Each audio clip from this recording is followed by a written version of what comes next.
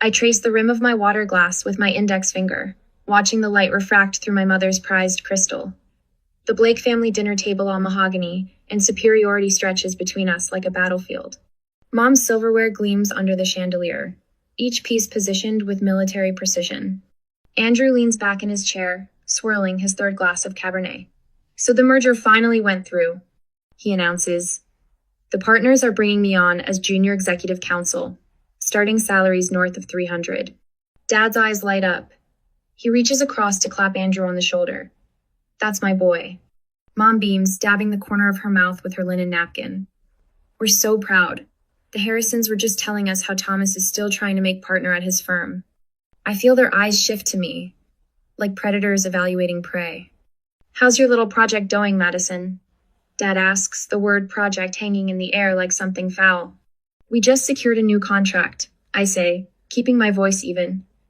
The client's under NDA, but it's significant. Dad's gaze slides off me, unimpressed. He cuts into his prime rib, dismissing my words without a single one of his own. Mom straightens, her face brightening. Did you hear Olivia Park made senior vice president at Goldman? Her mother mentioned it at the club yesterday. 32 and already running their Asia division. She looks directly at me. You two were such good friends at Harvard.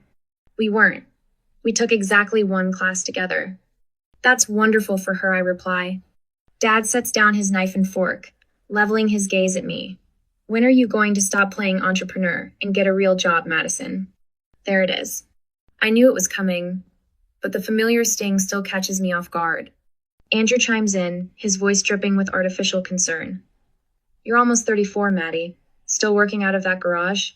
My hand tightens around my water glass. I fight the urge to correct him. It's not a garage anymore. It hasn't been for months. Not that they've bothered to visit.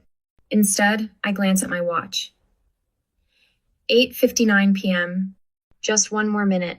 My mind drifts back to 4 years ago. I see myself in tailored navy blue, hair pulled back, standing in the gleaming conference room of Preston & Mitchell Consulting.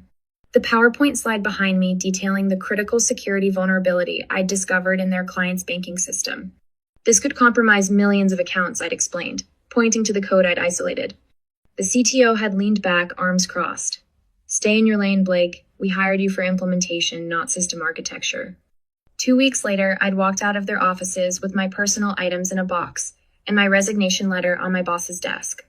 I'd left behind my 6-figure salary, the corner office, and any last illusion that corporate America would ever value what I had to offer.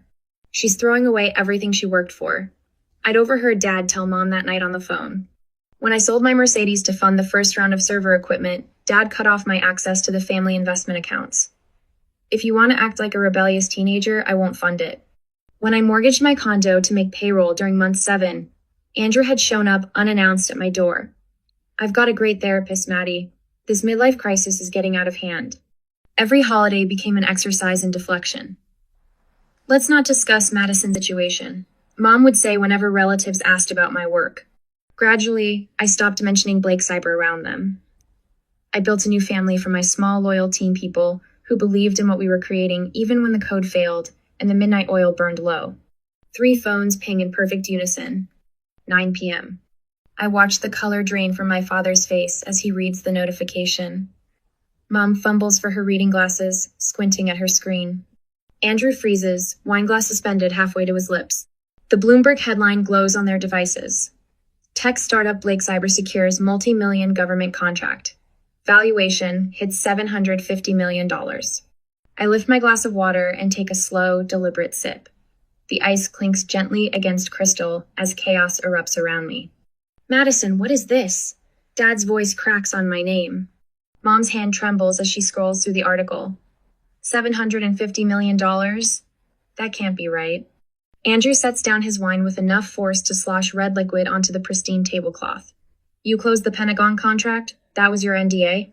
I simply nod, placing my glass back on the table with precision. What would you do if your family spent years mocking your dreams only to discover you'd built something worth more than they could imagine? Stay with me, because my response will leave you speechless. The silence fractures like thin ice. This must be a mistake?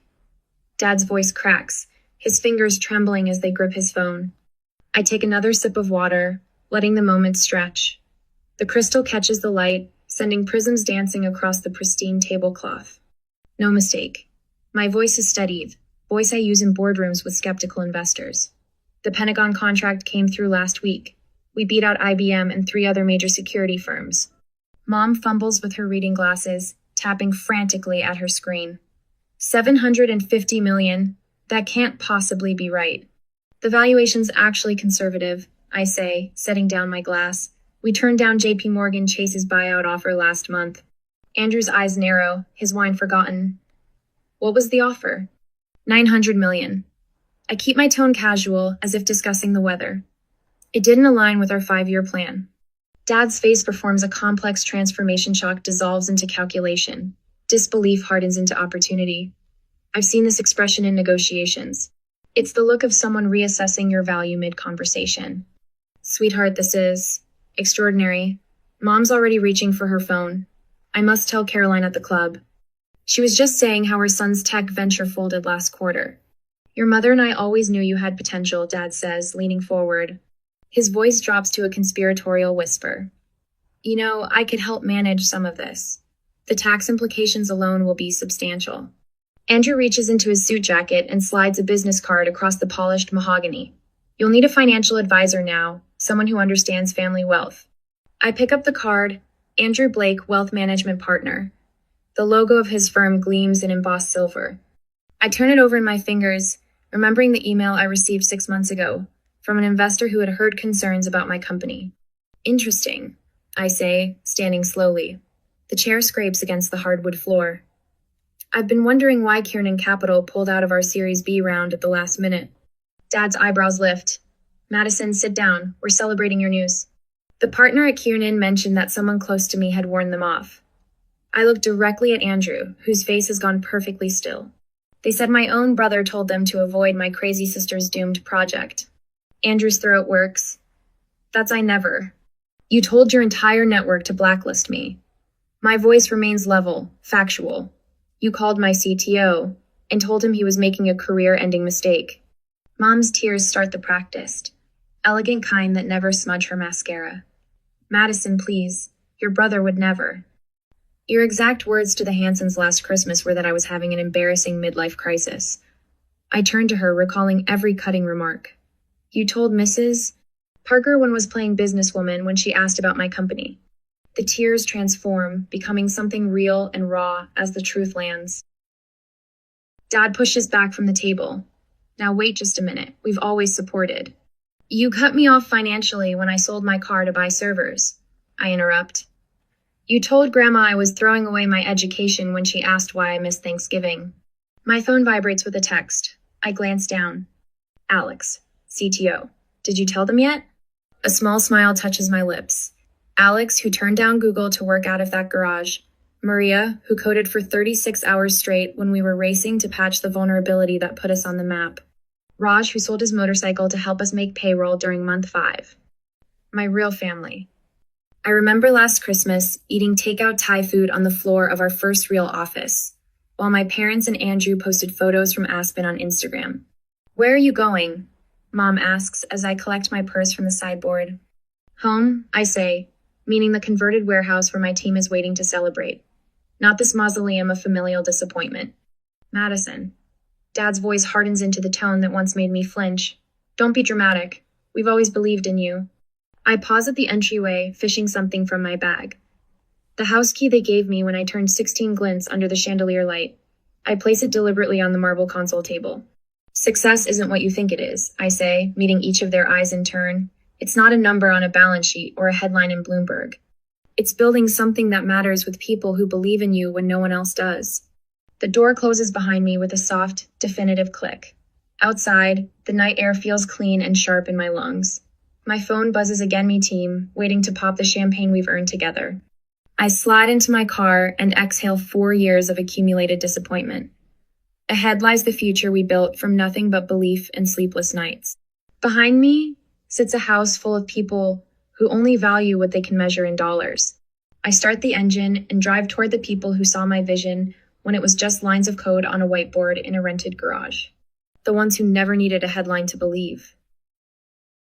I plug in the secondhand desk lamp, its weak yellow glow barely reaching the corners of our 500 square foot garage.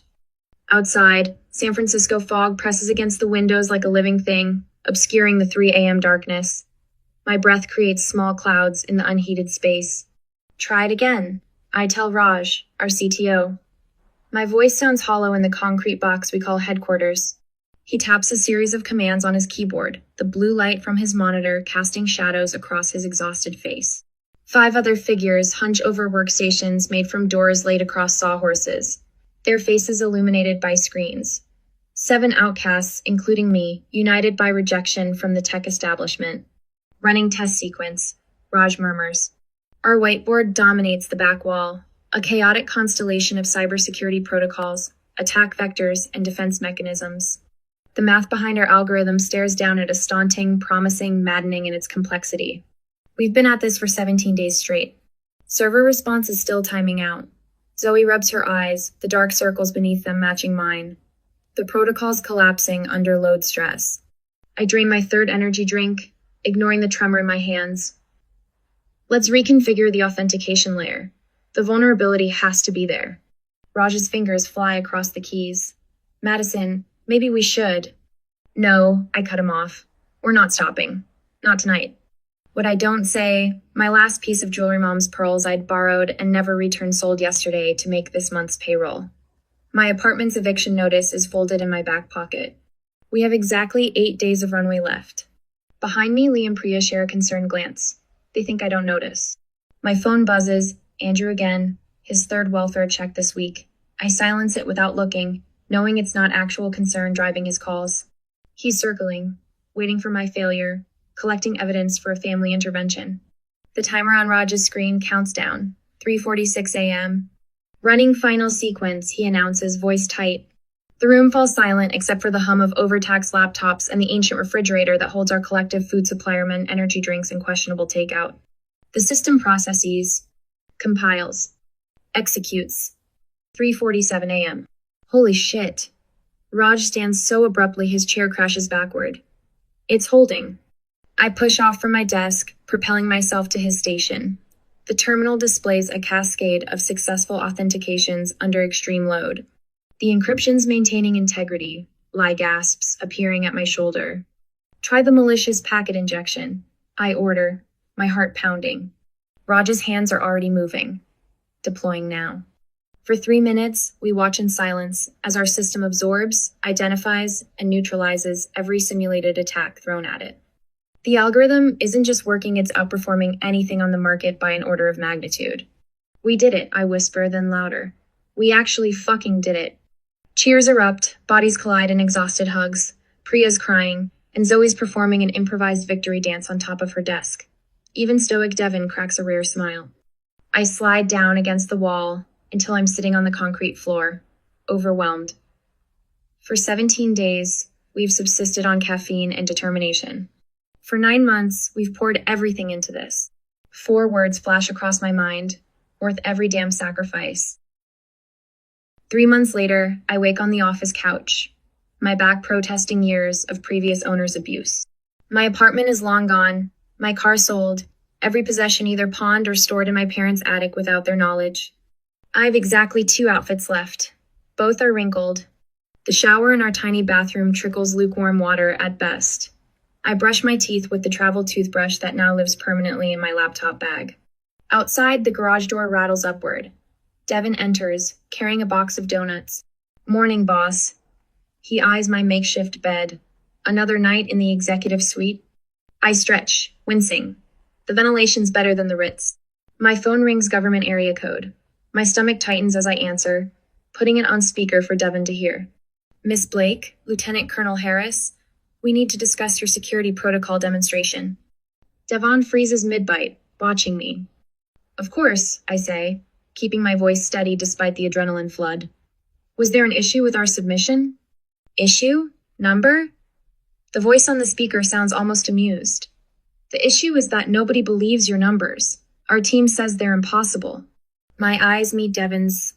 We've heard this before from investors, from potential clients, from my brother during his last wellness check when he not so subtly suggested I consider psychiatric evaluation. They're accurate, I say. We can demonstrate live. That's why I'm calling. We want you in DC next Tuesday. Can you make that happen? I glance around our garage, the secondhand furniture, the whiteboard where our breakthrough algorithm still sprawls, the cheap coffee maker that's seen us through uncountable all-nighters. We'll be there. After hanging up, Devin stares at me. How are we paying for flights to DC? I smile grimly. Ever maxed out a credit card for something you believed in? The fundamental problem with existing protocols, I explained to the room of uniformed personnel and government cybersecurity specialists, is their reactive architecture. My team stands behind me, unusually professional in borrowed suits and thrift store finds. Raj steps forward, taking over the technical demonstration while I scan the room. The skepticism is palpable. 7 unknowns from a garage claiming revolution. What Miss Blake has developed, Raj continues, is a predictive defensive matrix that anticipates attack vectors before they're deployed. The lead analyst interrupts. Theoretical models have attempted this for years. The processing requirements make it impossible. I meet his gaze directly. Run your test suite, right now, against our system. The next 47 minutes redefine impossible. When their most sophisticated penetration tools fail against our defenses, the room's energy shifts from skepticism to stunned silence to hungry interest. How soon can you deploy? Lieutenant Colonel Harris asks. I don't hesitate. We're ready now. That night in our hotel room, the whole team crammed into one double to save money. I received the email confirming our first government contract. To Blake Cyber, Zoe toasts with cheap champagne and plastic cups. Raj raises his cup but addresses me directly. Google called again, offered to double their offer. Full team. The room falls silent. Everyone knows Raj's financial situation, his mother's medical bills, his brother's college tuition. What did you tell them? I ask. He clinks his cup against mine, that I already work for the future. I swallow hard, fighting unexpected tears. Christmas Eve, while my family vacations in Aspen, we gather around folding tables in our garage. Devin's partner has strung holiday lights across our whiteboards. Priya's homemade curry steams in mismatched serving bowls. First annual Blake Cyber family dinner. Announces pouring wine into coffee mugs, the only vessels we have enough of. My phone pings with a notification from First Republic Bank. The contract payment has cleared. Everyone check your accounts, I say quietly. 7 phones emerge. 7 faces register shock as they see their back pay, finally delivered. Merry Christmas, I whisper. As midnight approaches, a call comes in from East Coast Bank's security team. A major attack is underway on their systems. We're implementing your protocol now, their CISO says, voice tight with stress. If this works, we gather around a single monitor, watching as our system engages with the attack in real time.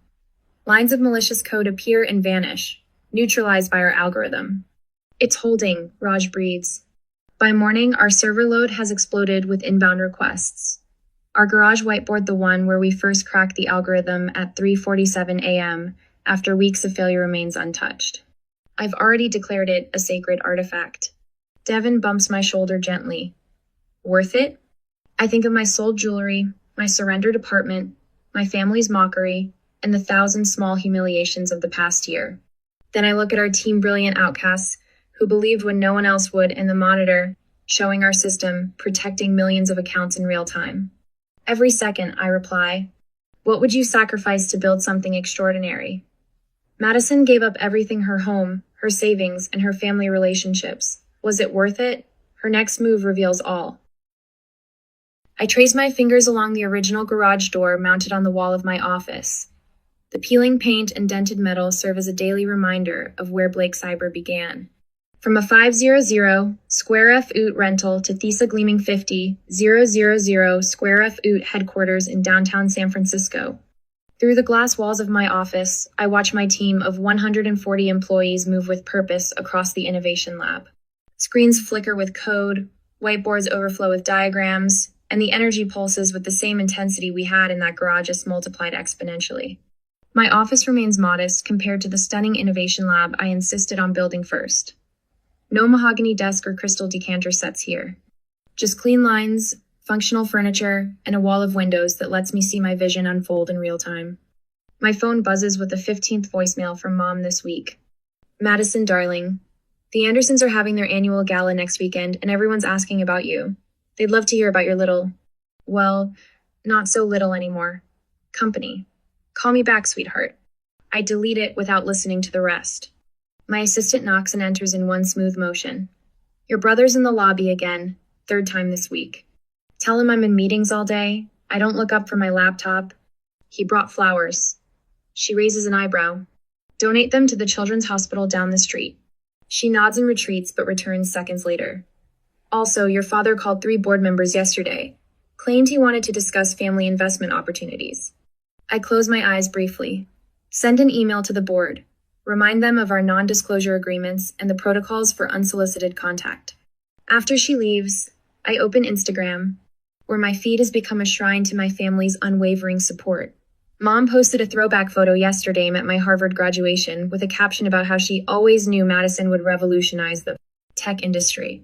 Dad shared an article about Blake Cyber with, so proud of my daughter number, proud dad number, always supported her. I switched tabs to the email I've been crafting for 3 days. It's addressed to all 3 of them, Mom, Dad, and Andrew. Every word has been carefully chosen, stripped of emotion yet crystal clear in meaning. I press send before I can reconsider. In the press conference that afternoon, flanked by my executive team, I field the inevitable question about my entrepreneurial journey. Success is never a solo endeavor, I say into the forest of microphones. Blake Cyber exists because of the brilliant team who believed in our vision when we were working out of a garage. I deliberately avoid mentioning family support and omission that speaks volumes to those listening closely. After the cameras stop rolling, I announce our new initiative, a $10 million fund for women entrepreneurs from toxic environments. The Blake Cyber Resilience Grant will provide not just capital, but mentorship and resources to women whose innovation is undervalued by those closest to them.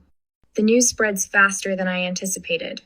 Within days, Andrew's financial practice begins hemorrhaging clients. 2 call me directly, asking if Blake Cyber would consider their investment portfolios. I can recommend several excellent firms, I tell them, but my brother's isn't one of them. At the country club where my parents have been members for 30 years, subtle shifts occur. Invitations to exclusive events mysteriously stop arriving. Their carefully cultivated social ecosystem shows the first cracks of instability. My authentic success exposes the hollowness of their status-seeking existence. Their facade built on appearances and connections buckles under the weight of reality.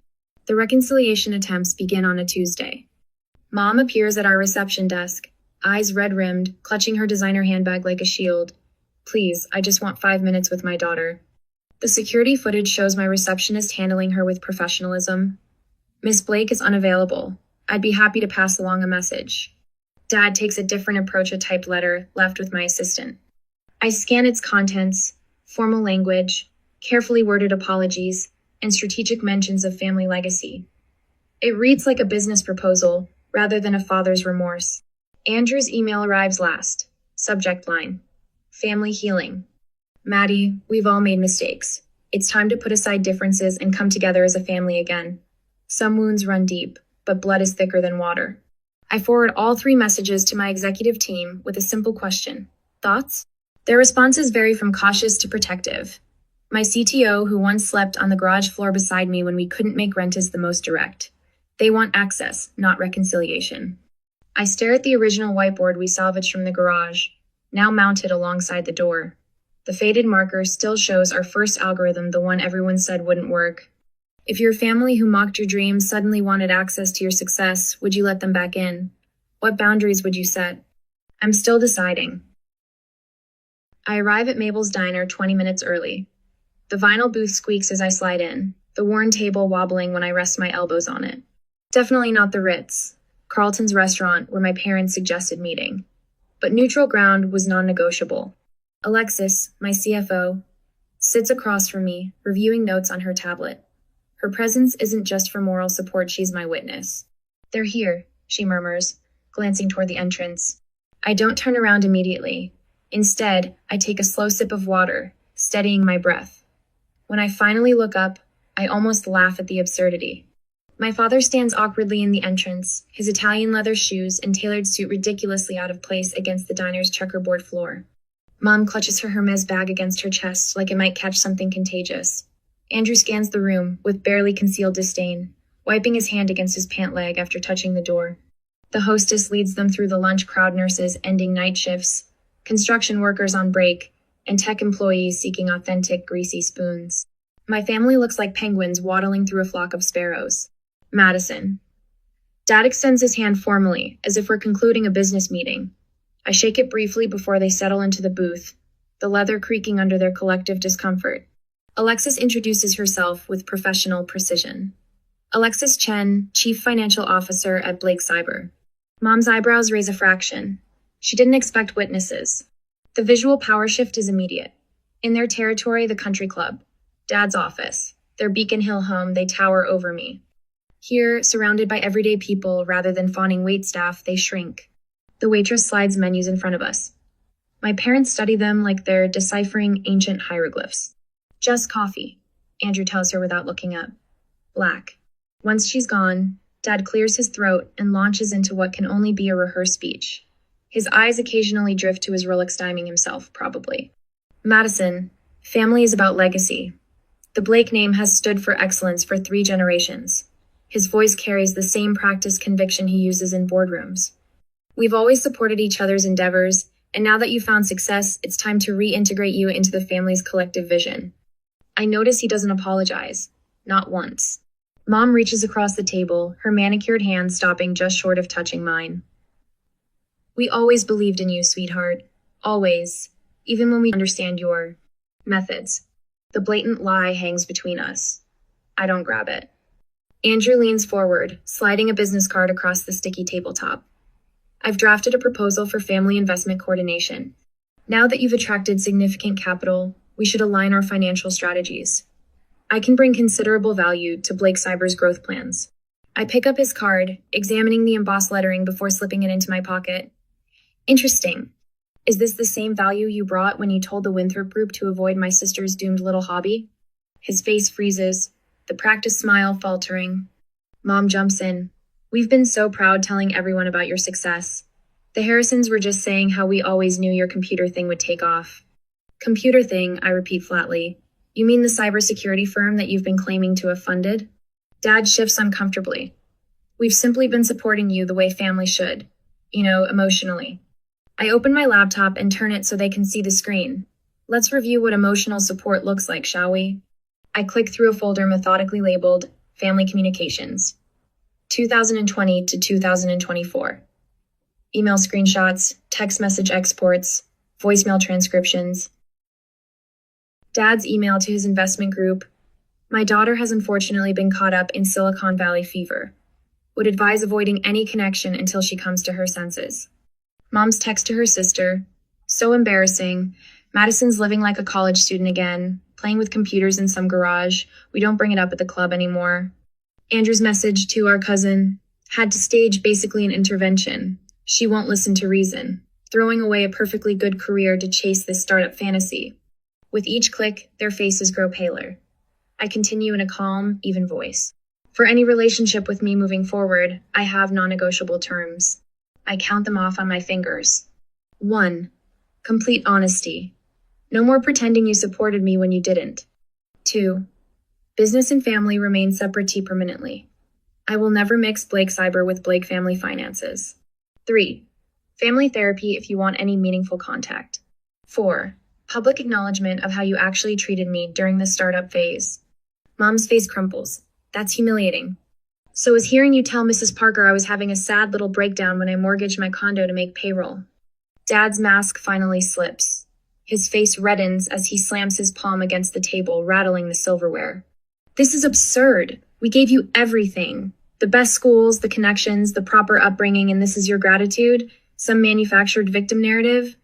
You're still the same stubborn, ungrateful child who... He catches himself, but too late. Mom's tears flow freely now. Not the strategic kind she usually deploys at country club disputes, but genuine mascara-smearing drops. Andrew's face twists with something ugly and honest. You got lucky. 1 government contract. 1. And suddenly you're too good for the family that... That what? I stand, gathering my things calmly. That tried to sabotage me? That laughed at me? That waited until I was worth something to decide I mattered? Alexis stands with me, placing cash on the table for our untouched coffees. I didn't come for a fight, I say, keeping my voice low. I came to establish whether there's any relationship worth salvaging. The ball's in your court. Dad's facade cracks completely. You ungrateful.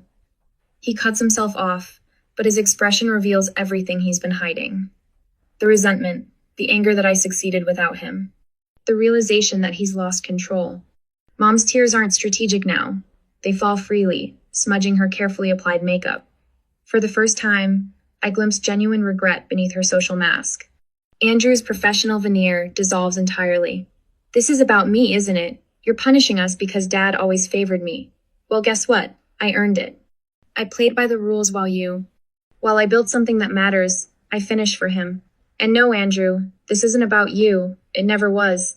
As I walk away, I hear my mother's muffled sob and my father's harsh whisper. Pull yourself together, Margaret. Outside, the California sun feels cleansing. Alexis glances at me. You okay? I take a deep breath. I'm not sure, but I'm free. The weight of expectation of trying to earn love I shouldn't have had to earn slides off my shoulders as we walk toward the car. Behind us, the diner door remains closed. No one follows. Would I have given them a second chance if they'd shown genuine remorse? Maybe. But as I slide into the driver's seat, I realize the ball is truly in their court now. True reconciliation might be possible, but only if they can face what they've done. I stand by the floor-to-ceiling window of Blake Cyber's expanded headquarters, hands clasped behind my back, watching San Francisco's skyline glitter against the evening sky. The reflection in the glass shows a woman I'm still getting used to, Madison Blake, CEO of a $1.2 billion company. Behind me, 20 women huddle around workstations in our incubator space. Their voices rise and fall with the passion of dreamers unafraid to build. One woman, Zara, barely 23, gestures wildly as she explains her encryption protocol. Two other founders lean forward, captivated. That's exactly what the banking sector needs, I tell her, crossing the room. The hardwood floors I insisted on no cold marble or sterile tile creak slightly underfoot. Have you considered how it would scale across international borders? Her eyes widen. I didn't think that far ahead. Always think global from day one. I rest my hand on her shoulder. Even from a garage. She glances at the preserved garage door mounted on her main wall, the peeling paint and dents like battle scars. Beside it hangs a simple frame containing a $1 biller first revenue taped to a coffee-stained napkin, where I'd scribbled our original mission statement. I catch my reflection again. The circles under my eyes have faded, though the intensity in them hasn't. Dr. Sharma had called it progress during yesterday's therapy session. You're allowing yourself to rest without guilt, she'd observed, her voice gentle but direct. That's significant growth, Madison. 12 months of weekly sessions have slowly untangled the knots inside me, the desperate need to prove myself, the fear of vulnerability, the crushing weight of perfectionism born from never being enough for the people who should have loved me unconditionally. My phone vibrates. A text from Jin, my CTO. Cake's here. We're ready when you are. I smile, a genuine one that reaches my eyes.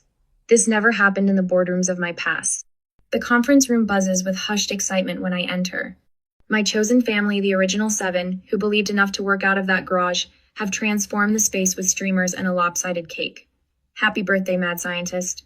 The frosting declares, using the nickname they gave me during our first all-nighter. Don't you all have work to do? I ask. But there's no edge to my words. Amara, our head of security, wraps me in a fierce hug. 35 looks good on you, boss. Later, as I blow out candles, I think about my mother's hesitant voice on the phone last week.